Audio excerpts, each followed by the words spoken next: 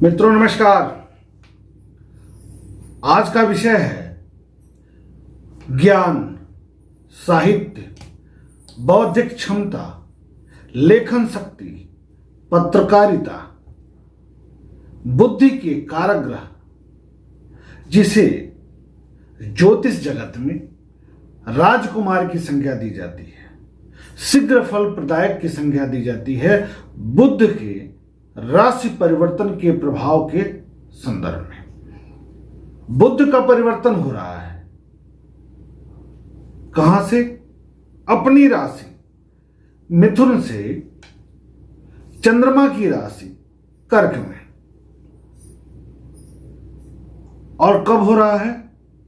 तो अगस्त के शुरुआत में, अर्थात श्रावण शुक्ल पक्ष त्रयोदशी तिथि को, दिन शनिवार को रात में 4:30 पर अपनी राशि मिथुन को छोड़ करके चंद्रमा की राशि कर्क में प्रवेश करेंगे। और यहां पर ये 16 अगस्त 2020 दिन रविवार की रात में 3:20 तक रहकर चराचर जगत की सभी व्यवस्थाओं पर प्रभाव स्थापित करेंगे, कहीं सकारात्मक तो कहीं नकारात्मक, लेकिन प्रभाव जरूर स्थापित करेंगे। ये अच्छे ग्रहों के साथ जब रहते हैं तो अच्छा प्रभाव स्थापित करते हैं, नकारात्मक ग्रह के साथ जब जाते हैं तो प्रभावहीन हो जाते हैं। प्रायः बुध को कम नुकसान करते देखा गया है, लेकिन जहां नुकसान करते हैं वहां भूसा छुड़ा देते हैं,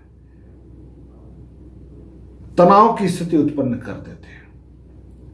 मिथुन और कन्या दो इनकी अपनी राशियां हैं, जिसमें कन्या राशि में जाकर ये परम उच्च के हो जाते हैं, परम सुख फलदायक हो जाते हैं। यदि कुंडली में ये कार्यकत्व की स्थिति में हैं और शुभ स्थिति में विद्यमान हैं तो व्यक्ति में बुद्धि, विवेक, साहित्य में रुचि, स्मरण शक्ति, लेखन क्षमता बहुत अच्छा कर देते हैं। अब इनके परिवर्तन का क्या प्रभाव पड़ेगा इसकी बात हम करेंगे, लेकिन भारतीय दृष्टिकोण से हिंदुस्तान की कुंडली की अगर हम बात करते हैं तो आप सब जानते हैं कि वृष लग्न और कर्क राशि की है। तो वृष लग्न में ये परम शुभ कारक होते हैं। क्यों होते हैं? क्योंकि द्वितीय भाव अर्थात धन भाव और पंचम भाव अर्थात विद्या भाव के कारक होकर के शुभ फल प्रदान करते हैं। तो वर्तमान में इनका गोचरीय संचरण होगा पराक्रम भाव में, सूर्य के साथ होगा, बुधादित्य योग का निर्माण करेंगे। तो निश्चित तौर पर भारत का पराक्रम बढ़ेगा, व्यापारिक क्षेत्र बढ़ेगा, भारत का वर्चस्व बढ़ेगा, भारत में ज्ञान का विकास बहुत अच्छा होगा। अब चूंकि विवेक है, बौद्धिक क्षमता है और पराक्रम भाव में जा रहे हैं, सूर्य के साथ जा रहे हैं, तो यह योग अच्छा है। हो सकता है कुछ नया खोज हो जाए, कोरोना के संदर्भ में भी कुछ नई बात निकल कर आए, कोरोना के संदर्भ में भी 16 अगस्त से पहले 2 अगस्त से लेकर 16 अगस्त तक। अब राशियों पर क्या प्रभाव पड़ेगा, लग्नों पर क्या प्रभाव पड़ेगा, इसको भी हम जान लें तो बहुत अच्छा होगा। तो हम प्रारंभ करेंगे मेष लग्न से।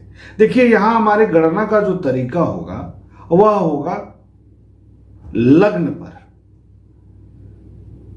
विचार करिए, जब हमारा जन्म होता है तब हम लग्न की बात करते हैं, राशि की बात करते हैं, लेकिन प्रमुखता किसकी होती है? हम सारा उपचार किस पर करते हैं, रत्न किस पर धारण करते हैं? लग्न पर। तो जब हम लग्न की बात करेंगे, लग्न पर बात करेंगे, तो फिर कैसे चंद्र राशि से हम ग्रहों के परिवर्तन को पहले स्थान पर रखेंगे? नहीं रखेंगे। सबसे पहले हम लग्न को देखेंगे, लग्न पर क्या प्रभाव स्थापित करेंगे, फिर अगर नहीं पता है तो चंद्र राशि पर जाएंगे, वह भी नहीं पता है तो नाम राशि पर जाएंगे, इतना भी नहीं पता है तो सूर्य राशि पर जाएंगे किस महीने में जन्म हुआ है। लेकिन हम यहाँ जो अध्ययन का तरीका बता रहे हैं, जो प्रेडिक्शन करेंगे, जो बताएंगे क्या फल होगा, वह लग्न के अनुसार आप पहले देखेंगे। तो शुरू करते हैं। मेष लग्न वालों के लिए बुध के इस परिवर्तन का क्या प्रभाव होगा। तो मेष लग्न में ये पराक्रम के कारक होते हैं और रोग ऋण शत्रु के भी कारक होते हैं। ऐसे में शुभ कारक बहुत नहीं होते, क्योंकि रोग ऋण शत्रु के कारक होने के कारण रोग प्रदायक हो जाते हैं, शत्रु प्रदायक हो जाते हैं और चतुर्थ भाव में विद्यमान होने जा रहे हैं, सुख भाव में जा रहे हैं। ऐसे में सुख में कमी, माता के स्वास्थ्य को लेकर थोड़ी सी चिंता, डर जैसा वातावरण बना रहेगा, घबराहट हो सकती है, सीने की तकलीफ हो सकती है, सुख में कमी हो सकती है, इसका ध्यान रखिएगा। भाई बहनों के कारण भी तनाव हो सकता है। अब भाई बहनों के कारण का क्या अर्थ हुआ? भाई हो सकता है कि उनकी तबीयत खराब हो जाए, उसको लेकर आप परेशान हो जाए, माता की तबीयत खराब हो जाए, उसको लेकर आप परेशान हो जाए। तो इस तरह की स्थितियां उत्पन्न हो सकती हैं, ध्यान रखना है। आपको एक उपाय बताऊंगा कि बुधवार के दिन श्री गणेश महाराज जी को दुर्वा अर्पित करिए और एक हरा पान का पत्ता भी अर्पित कर दीजिए प्रत्येक बुधवार को, अच्छा रहेगा। वृष लग्न में आते हैं, वृष राशि वालों के लिए आते हैं। तो वृष राशि में, वृष लग्न में परम राजयोग कारक ही होते हैं और इनका परिवर्तन कहां हो रहा है? तृतीय भाव पर, धन के कारक होकर के पराक्रम भाव में, विद्या के कारक होकर के पराक्रम भाव में। तो क्या फल होगा? बुद्धिमत्ता में वृद्धि होगी, पराक्रम में वृद्धि होगी। किसके कारण पर? आपके बुद्धि के आधार पर, आपके वाणी के आधार पर, आपके विवेक के आधार पर, आपके समझ के आधार पर आपके पराक्रम में वृद्धि होगी, सामाजिक पद प्रतिष्ठा में वृद्धि होगी, धन संबंधित कार्यों में प्रगति होगी, परिवार में कुछ वृद्धि के योग बनेंगे इस अवधि में। यदि आप अध्ययन अध्यापन के क्षेत्र से जुड़े हैं तो लाभ की स्थिति है। यदि आप वाणिज्य व्यवसाय के अन्य क्षेत्र से जुड़े हैं, वकालत से जुड़े हैं, राजनीति से जुड़े हैं, सेल्स मार्केट से जुड़े हैं, तो यहां लाभ की स्थिति आपको होगी। साथ ही पराक्रम बढ़ेगा आपके विवेक के आधार पर। चूंकि शुभ कारक होते हैं, भाग्य भाव पर दृष्टि डाल रहे हैं, जहां पर पहले से ही शनिदेव विद्यमान है, ऐसी स्थिति में आपका जो अन्वेषण का तरीका है, खोज का तरीका है, वह बहुत अच्छा होगा। यही योग भारत की कुंडली पर भी बनेगा, हिंदुस्तान की कुंडली पर। अब बात करते हैं मिथुन लग्न अथवा मिथुन राशि वालों के लिए। तो मिथुन लग्न के तो एक कारक होते हैं, लग्नेश होते हैं और चतुर्थ के कारक होते हैं, सुख भाव के कारक होते हैं। तो लग्नेश का गोचरीय संचरण होने जा रहा है पराक्रम के कारक के साथ। कहां पर? द्वितीय भाव में, धन भाव में। तो धन संबंधित कार्यों में वृद्धि, कुटुंब में वृद्धि, पराक्रम में वृद्धि, यश में वृद्धि, सुख के साधनों में वृद्धि, माता का पूर्ण सहयोग प्राप्त होगा। अभी जो राहु और बुध का कॉम्बिनेशन बना था, संयोग बना हुआ था, उसके प्रभाव से मुक्त होंगे लोग। बड़ा मिथुन लग्न वाले, मिथुन राशि वाले ना बड़ा द्वंद्व की स्थिति में थे, बड़े तनाव में थे, बड़ा घबराहट महसूस कर रहे थे। अब उनके लिए यह समय बड़ा ठीक होने जा रहा है, परिवर्तन सकारात्मक हो जाएगा इनके लिए, इसमें दो राय नहीं है। अब आपको एक उपाय करना पड़ेगा छोटा सा। अगर आपकी मूल कुंडली में बुध मजबूत है तब तो ठीक है, नहीं है तो पन्ना जरूर धारण कर लीजिएगा, आपके लिए परम शुभ कारक होते हैं। साथ ही शनि अष्टम में जा रहे हैं, स्वग्रही स्थिति में है, भाग्येश भी है लेकिन अष्टमेश भी है। ऐसे में थोड़ा सा पेट संबंधी समस्या उत्पन्न हो सकती है, तो आपको ध्यान देना है। जो लोग शुगर की समस्या से परेशान हैं पहले से, उनको भी सतर्क रहना होगा इस अवधि में।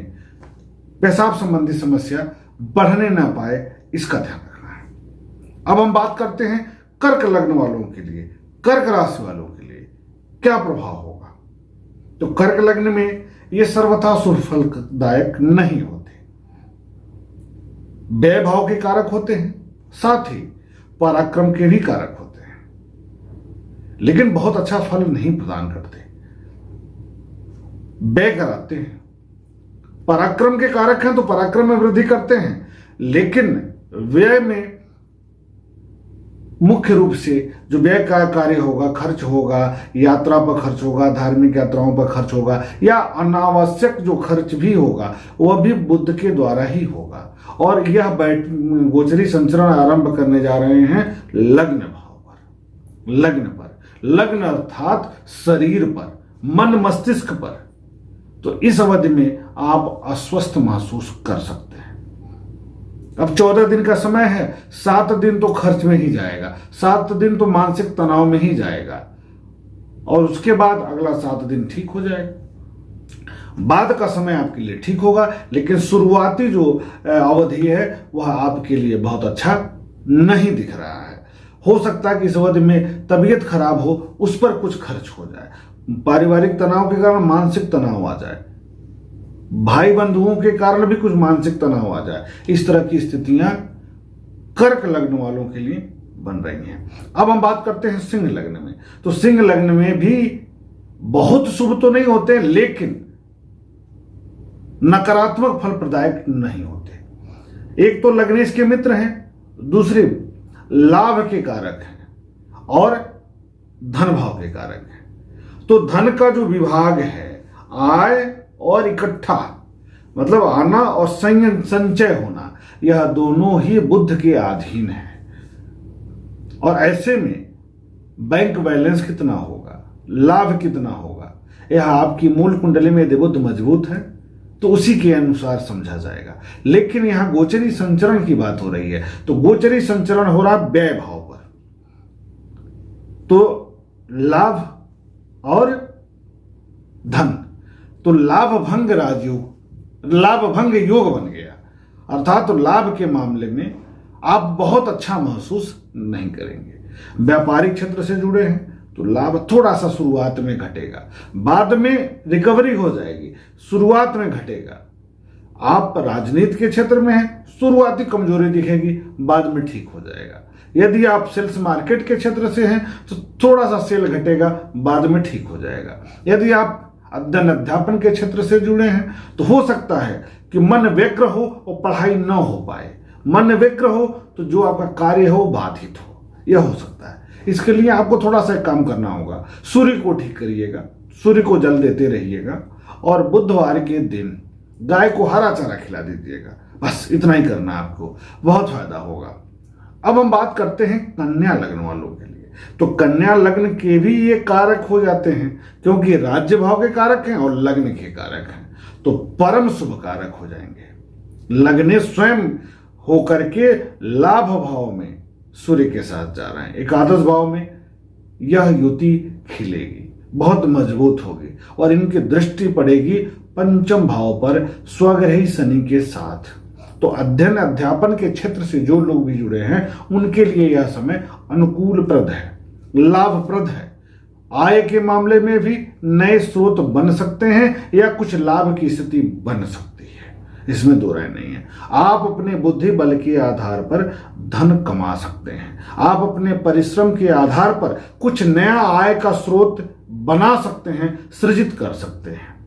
तो विचार करिए इस पर और अच्छा होगा।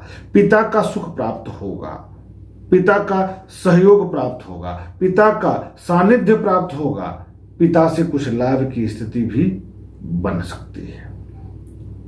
सूर्य को जल देना है नियमित तौर पर, आपको बहुत अच्छा परिणाम मिलेगा। मूल कुंडली में यदि बुध कमजोर है तो बुध का उपाय जरूर कर लीजिएगा, फायदा होगा। अगली लग्न है, अगली राशि है तुला। तुला लग्न में यह व्यय के कारक हो जाते हैं और भाग्य के कारक होते हैं। भाग्य के कारक होने के कारण शुभ कारक हो गए, दशम में बैठेंगे, राज्य भाव में बैठेंगे। तो जब भी नवमेश दशम भाव में, दशमेश एकादश भाव में, एकादशेश नवम भाव में विद्यमान होता है मूल कुंडली में या अथवा गोचर में, तो बड़ा सकारात्मक परिवर्तन होता है। उस क्षेत्र से लाभ होता है, इसमें दो राय नहीं है। लेकिन व्यय के कारक भी हैं, इसलिए शुरुआत में तो ठीक है, शुरुआत के तो 7 दिन आपके कार्य बनते दिखेंगे, लेकिन बाद में थोड़ा खर्च होने लगेगा, खर्च की स्थिति भी उत्पन्न हो सकती है। हो सकता है कि 10 तारीख के बाद से पिता का स्वास्थ्य कमजोर हो और उस पर कुछ धन खर्च हो जाए।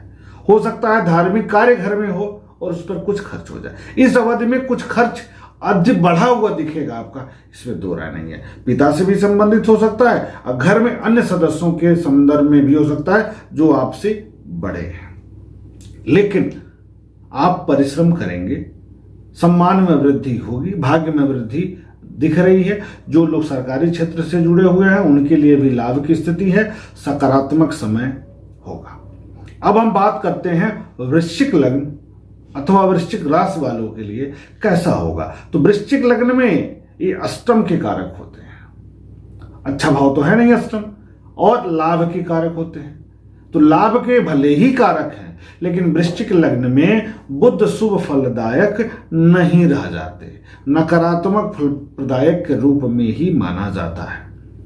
लेकिन यहां लाभ के कारक होकर के भाग्य भाव में बैठ रहे हैं, गोचरी संचरण कर रहे हैं, वो अभी दशमेश के साथ। इसलिए सरकारी क्षेत्र में जो लोग भी कार्य कर रहे हैं उनके लिए समय ठीक है, अनुकूलप्रद माहौल बनेगा आगे बढ़ने का।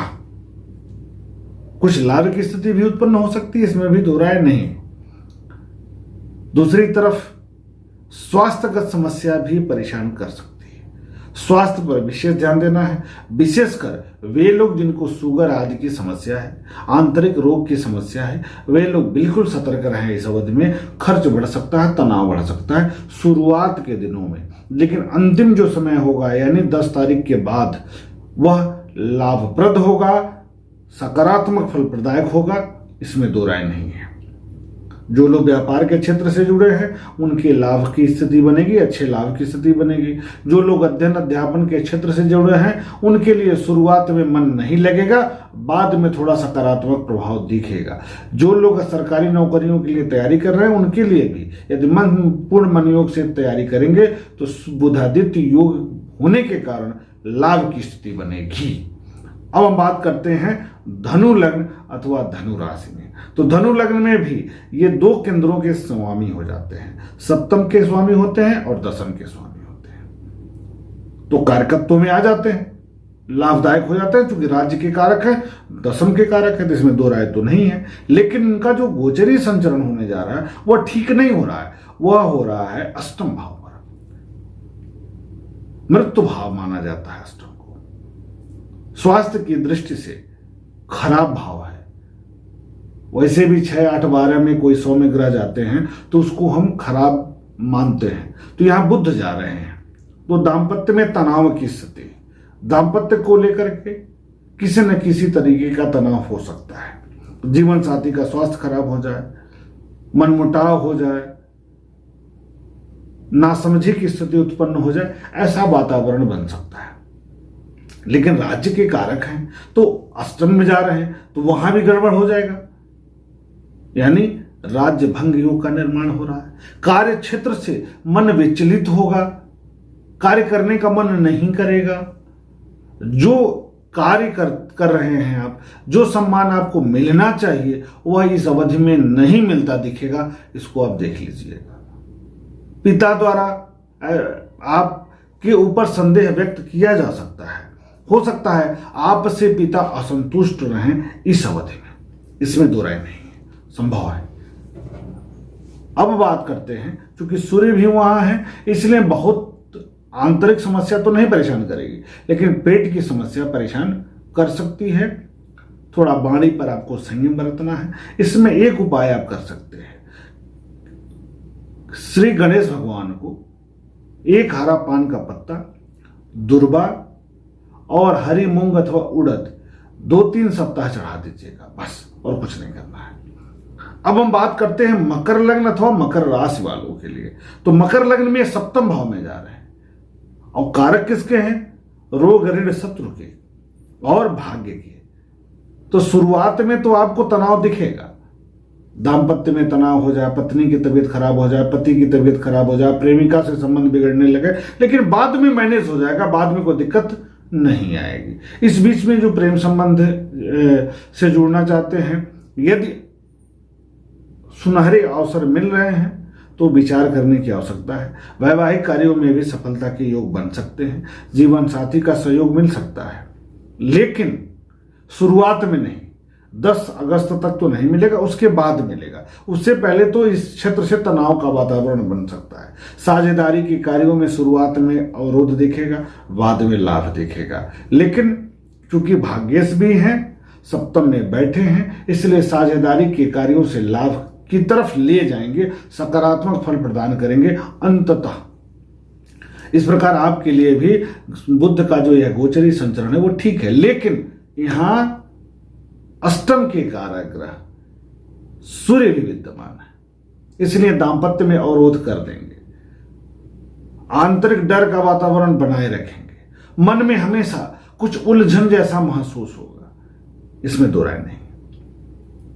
बुध रोग के कारक और अष्टम के कारक सूर्य की युति हो रही है दांपत्य भाव में, तो जीवन साथी के स्वास्थ्य को लेकर के, आय के साधनों को लेकर के हमेशा संशय का वातावरण बनेगा इस अवधि में, और विशेष करके 16 अगस्त तक आपको सूर्य का भी उपाय करना है और बुध का उपाय करना पड़ेगा। श्री गणेश महाराज को चढ़ाइए पान का पत्ता, दुर्वा, हरी मूंग अथवा उड़द। अब हम बात करते हैं कुंभ लग्न अथवा कुंभ राशि वालों के लिए। तो कुंभ लग्न में ये पंचम के कारक होते हैं, इस कारण से सुफल प्रदायक माना जाता है, लेकिन अष्टम के कारक इनका गोचरी संचरण हो रहा है रोग ऋण शत्रु के भाव पर। तो अष्टमेश होने से छठे भाव में जा रहा है तो अच्छी बात है, लेकिन पंचमेश होने से छठे भाव में जा रहे हैं तो विद्या भंग योग का निर्माण हो जाएगा। अध्ययन अध्यापन के क्षेत्र से जो लोग जुड़े हैं उनका मन ठीक नहीं रहेगा, मन नहीं लगेगा पढ़ाई में, पढ़ाने में भी मन नहीं लगेगा। जो लोग व्यापार के क्षेत्र से जुड़े हैं, हो सकता है कि मौज मस्ती में निकल जाए, तबीयत खराब हो जाए उसमें चला जाए, कहीं नई स्कीम में काम कर रहे हैं उसमें चला जाए, कोई विरोधी परेशान कर रहा है उसमें समय निकल जाए। तो जो शुरुआत का समय है वो तो ठीक होगा, लेकिन बाद का समय आपके लिए ठीक नहीं होगा। फिर भी संतान के पक्ष से तनाव, पिता के पक्ष से तनाव, आपके बुद्धि का सकारात्मक, आपके द्वारा बुद्धि का सकारात्मक प्रयोग नहीं किया जाना, ये सब चिंता का कारण बन सकता है इस अवधि में। तो सतर्क रहेंगे। अगर संतान के पक्ष से कोई नकारात्मक सूचना मिलती भी है तो आप व्यथित ना हो, तनावग्रस्त ना हो। हमारे बताने का मूल उद्देश्य ये कि इस सेक्टर से, इस क्षेत्र से कोई तनाव का वातावरण बनता है तो सतर्क रह करके बुद्धिमत्ता का परिचय देते हुए आगे बढ़िए।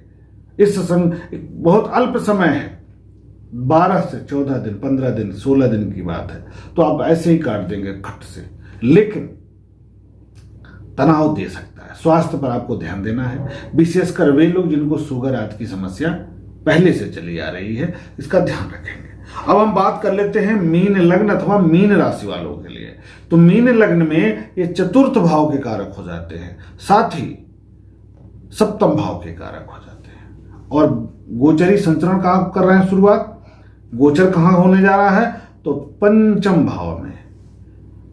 तो चतुर्थ सुखेश का पंचम में और सप्तमेश का पंचम में गोचर बहुत अच्छा माना जाता है, बहुत बढ़िया माना जाता है। दाम्पत्य सुख में वृद्धि, प्रेम संबंध में वृद्धि, साझेदारिक कार्यों में वृद्धि, गृह और वाहन सुख में वृद्धि, वाहन खरीद सकते हैं, वाहन खरीदने पर विचार कर सकते हैं, बुद्धि का सकारात्मक प्रयोग कर सकते हैं, प्रेम संबंधों में वृद्धि हो सकती है, व्यापार में लाभ भी हो सकता है, राजनीति के क्षेत्र से जुड़े हैं तो लाभ की स्थिति बन सकती है, जो लोग अध्ययन अध्यापन के क्षेत्र से जुड़े हैं उनके लिए भी लाभ की स्थिति उत्पन्न हो सकती है इस अवधि में, इसमें दो राय नहीं है। अब मीन लग्न अथवा मीन राशि वालों के लिए सूर्य बहुत अच्छा फल नहीं देते, तो सूर्य का उपाय करना है। सूर्य को जल देना है, लाल फूल, लाल फल, लाल चंदन, लाल रोली में से जितना हो सके उतना हनुमान जी के चरणों में रविवार के दिन आप चढ़ाएं। देखिएगा बड़ा अच्छा मन होगा, सकारात्मक होगा और अगर कहीं भी प्रेम संबंध प्रारंभ होने की स्थिति बन रही है तो शुरुआत जरूर हो जाएगी। साथ ही वैवाहिक कार्यों में भी वृद्धि दिख सकती है। साझेदारी के कार्यों में भी स्थिति मजबूत दिख रही है, इसमें दो राय नहीं है। इस प्रकार मेष से लेकर के मीन पर्यंत बुध के जो गोचरीय परिवर्तन है उसका क्या प्रभाव रहने वाला है, इसकी चर्चा हम लोगों ने यहां पर किया। अब एक चीज का ध्यान रखिए, कुछ बातें हम स्पष्ट कर देते हैं, ऐसा हो सकता है। इसका अर्थ यह हुआ कि यदि वो ऐसी घटना आपके साथ होती है तो आप सतर्क हो जाइएगा। बस सतर्कता ही बचाव हो जाता है। जैसे कोरोना में सतर्कता ही बचाव है। सतर्क नहीं रहेंगे तो आप परेशान हो जाएंगे, सतर्क रहेंगे तो आप परेशानी से बच जाएंगे, तनाव से बच जाएंगे। तो वर्तमान समय में आप अपने बुद्धि का प्रयोग करते हुए, बुद्ध का प्रयोग करते हुए, बुद्ध की क्षमता का प्रयोग करते हुए बचिए। बुद्धि का प्रयोग करके आप इस संकट की घड़ी से निकल करके बाहर आइए। जिन लोगों को मेन कुंडली में, मुख्य कुंडली में बुध का नकारात्मक फल प्रदान होता है, मिलता है, वे लोग एक उपाय कर लें, बहुत फायदा होगा। विशेषकर मेष लग्न अथवा मेष राशि, कर्क लग्न अथवा कर्क राशि, इधर आइए आप मकर लग्न, कुंभ लग्न में भी ये जो वर्तमान गोचरी संचरण है, यह आप श्री गणेश भगवान महाराज को तुरबा जरूर चढ़ाइए। इस अवधि में देखिएगा बड़ा अच्छा परिवर्तन होगा। कन्या लग्न, मिथुन लग्न के लोग पन्ना रत्न जरूर धारण करें, इस अवधि में अच्छा लाभ मिलेगा उनको। इस प्रकार हमें दीजिए इजाजत, फिर मिलते हैं हम नए वीडियो के साथ, नए विषय को लेकर के। तब तक के लिए शुभ नमस्कार। मां भगवती की शुभ कृपा आप सभी पर बनी रहे।